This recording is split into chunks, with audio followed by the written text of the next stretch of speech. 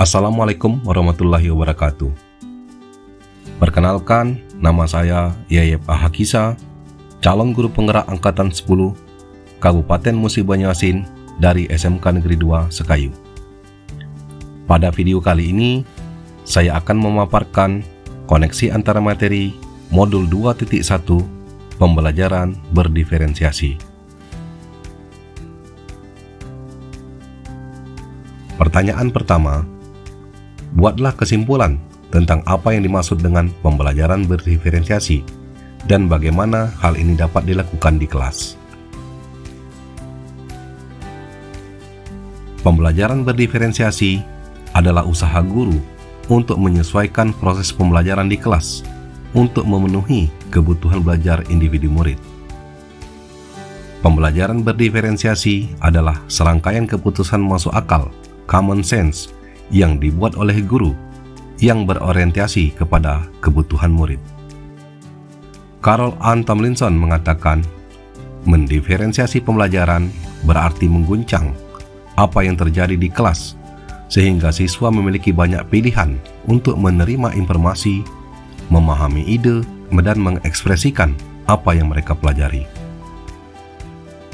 Pembelajaran berdiferensiasi adalah proses yang komprehensif dan fleksibel yang mencakup perencanaan, persiapan, dan penyampaian pengajaran untuk mengakomodasikan keberagaman kebutuhan belajar murid di dalam kelas. Pembelajaran berdiferensiasi haruslah berakar pada pemenuhan kebutuhan belajar murid dan bagaimana guru merespon kebutuhan belajar tersebut. Melalui pembelajaran berdiferensiasi, guru mempertimbangkan siapa yang mereka ajar, apa yang mereka ajarkan, di mana mereka belajar, dan bagaimana mereka belajar. Bagaimana cara menerapkan pembelajaran berdiferensiasi di kelas? Agar dapat melakukan pembelajaran berdiferensiasi, guru harus menentukan tujuan pembelajaran terlebih dahulu.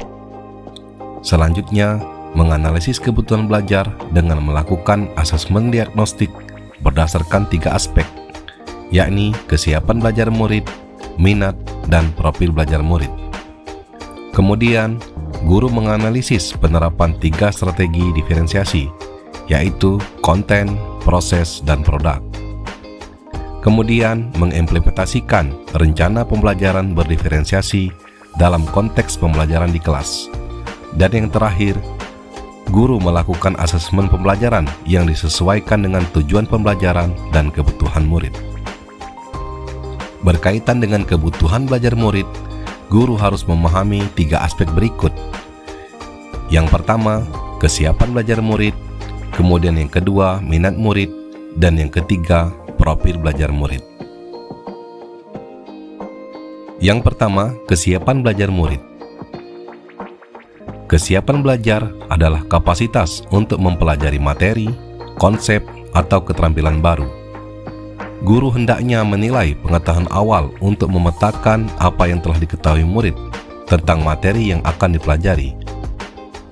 Menurut Tomlinson, mendiferensiasi pembelajaran berdasarkan tingkat kesiapan belajar murid mengharuskan guru untuk menilai pengetahuan awal dan menentukan apa yang telah murid ketahui dan di mana murid berada.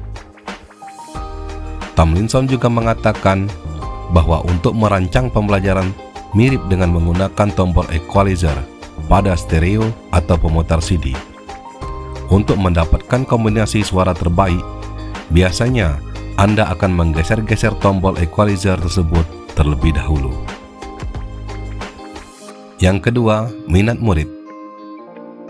Minat merupakan suatu keadaan mental yang menghasilkan respon terarah kepada situasi atau objek tertentu yang menyenangkan dan memberikan kepuasan diri. Minat setiap murid pasti berbeda-beda dan minat murid bisa berkembang. Minat adalah salah satu motivator penting bagi murid untuk terlibat aktif dalam proses pembelajaran. Minat dapat kita lihat dalam 2 perspektif. Yang pertama yaitu minat situasional, merupakan keadaan psikologis yang dicirikan oleh peningkatan perhatian, upaya, dan pengaruh yang dialami pada saat tertentu. Seorang anak bisa saja tertarik saat seorang gurunya berbicara tentang topik hewan, meskipun sebenarnya ia tidak menyukai topik tentang hewan tersebut, karena gurunya berbicara dengan cara yang sangat menghibur, menarik, dan menggunakan berbagai alat bantu visual. Yang kedua yaitu minat individu. Minat juga dapat dilihat sebagai sebuah kecenderungan individu untuk terlibat dalam jangka waktu lama dengan objek atau topik tertentu. Seorang anak yang memang memiliki minat terhadap hewan, maka ia akan tetap tertarik untuk belajar tentang hewan, meskipun mungkin saat itu guru yang mengajar sama sekali tidak membawakannya dengan cara yang menarik atau menghibur. Beberapa cara yang dapat dilakukan oleh guru untuk menarik minat murid diantaranya adalah menciptakan situasi pembelajaran yang menarik perhatian murid, misalnya dengan humor, menciptakan kejutan-kejutan, dan sebagainya. Kemudian, menciptakan konteks pembelajaran yang dikaitkan dengan minat individu murid, mengkomunikasikan nilai manfaat dari apa yang dipelajari murid, dan yang terakhir yaitu menciptakan kesempatan-kesempatan belajar di mana murid dapat memecahkan persoalan problem-based learning. Hal lain yang perlu disadari oleh guru terkait dengan pembelajaran berbasis minat adalah bahwa minat murid dapat dikembangkan. Pembelajaran berbasis minat seharusnya tidak hanya dapat menarik dan memperluas minat murid yang sudah ada, tetapi juga dapat membantu mereka menemukan minat baru. Yang ketiga, yaitu profil belajar murid. Profil belajar mengacu pada cara-cara bagaimana kita sebagai individu paling baik belajar. Tujuan dari mengidentifikasi atau memetakan kebutuhan belajar murid berdasarkan profil belajar adalah untuk memberikan kesempatan kepada murid untuk belajar secara natural dan efisien. Profil belajar murid dipengaruhi oleh beberapa faktor, di antaranya lingkungan belajar, budaya, gaya belajar, dan kecerdasan majemuk. Kebutuhan belajar murid dapat diidentifikasi berdasarkan cara-cara berikut ini: mengamati perilaku murid, mengidentifikasi pengetahuan awal, mereview dan melakukan refleksi terhadap praktik pengajaran, berbicara dengan guru murid sebelumnya, membaca rapat murid di kelas sebelumnya, dan yang terakhir yaitu menggunakan berbagai penilaian formatif dan diagnostik. Strategi pembelajaran berdiferensiasi bisa dilakukan dengan 3 cara, yaitu yang pertama, diferensiasi konten, yang kedua, diferensiasi proses, dan yang ketiga, diferensiasi produk. Guru dapat memilih salah satu atau kombinasi dari ketiganya. Adapun dalam strategi penerapan pembelajaran berdiferensiasi konten, materi yang diajarkan harus disesuaikan dengan kesiapan belajar murid, minat, dan profil belajar murid.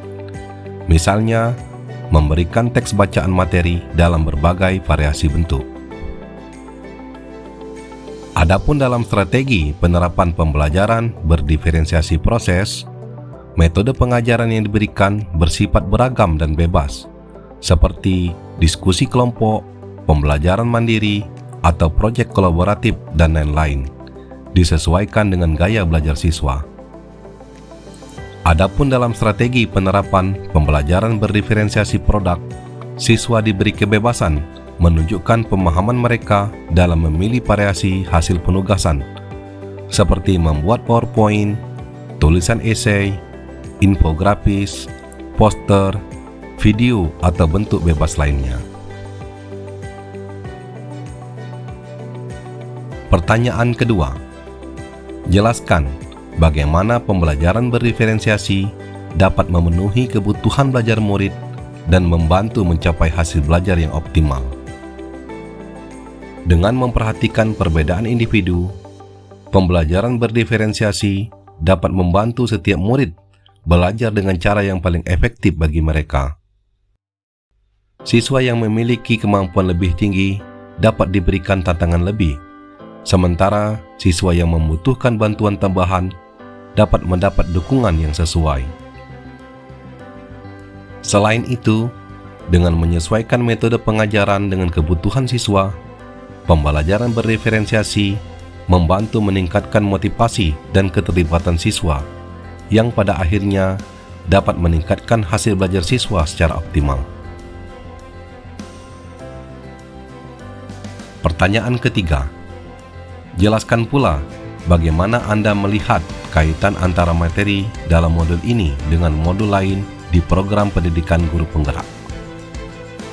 Adapun kaitan antara modul 2.1 dengan 1.1 adalah untuk dapat melakukan pembelajaran berdiferensiasi, guru harus berusaha memenuhi kebutuhan belajar murid sesuai dengan kodrat alam dan kodrat zaman berdasarkan filosofi pendidikan Ki Hajar Dewantara.